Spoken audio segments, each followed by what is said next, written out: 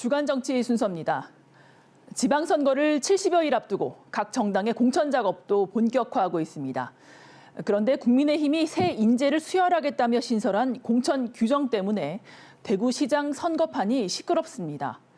국민의힘은 어제 최고위에서 최근 5년간 무소속으로 출마했던 사람은 15%, 현역 국회의원은 10%를 각각 공천심사 때 감점하는 규정을 의결했습니다. 이 두 규정 모두 적용을 받는 사람, 바로 대구시장 유력 후보인 홍준표 의원입니다. 홍 의원은 어제 최고위 결정 직후 성명서를 내고 무소속 출마 경력은 지방선거를 기준으로 해야지 국회의원 선거 출마자까지 확대하는 건 이중 처벌이라고 반발했습니다. 또 현역 의원 감점 조항도 경쟁력 있는 후보를 배제시켜 본선 경쟁력을 약화시킬 거라고 했습니다. 특히 홍 의원은 출마 예정자가 상대방에게 페널티를 정하는 건 정의에 반한다고 했는데요. 이는 어제 최고위 참석 직전에 한 매체와의 인터뷰에서 대구시장 출마를 공식화한 김재원 최고위원을 저격한 겁니다. 김 최고위원은 해당 규정을 투표로 의결한 최고위원 7명 가운데 1명입니다.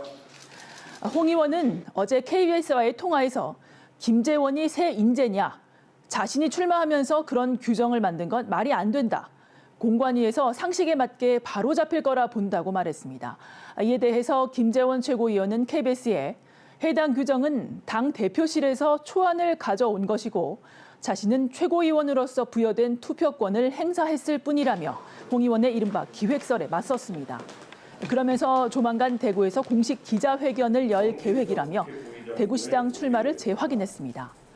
앞서 김 최고위원은 대구 지역 총생산이 25년째 꼴찌여서 기여할 바가 크겠다고 생각했다며 홍준표 의원 간의 한판 겨루기도 예상하고 있다고 밝혔습니다. 이 밖에 국민의힘에선 이진숙 전 언론인이 대구시장 예비 후보로 등록해 경쟁에 가세했습니다.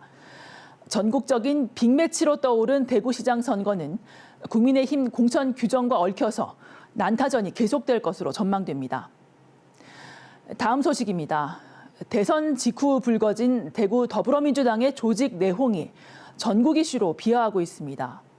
민주당 대구시당의 정상화를 바라는 권리당원이 어제 서울 민주당사에서 기자회견을 열고 지도부에 당무감사를 직접 신청했습니다.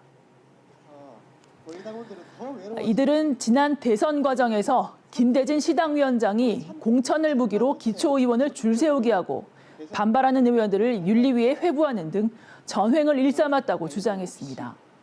때문에 현 위원장이 사퇴하고 비대위 체제로 지방선거를 치러야 한다고 요구했습니다.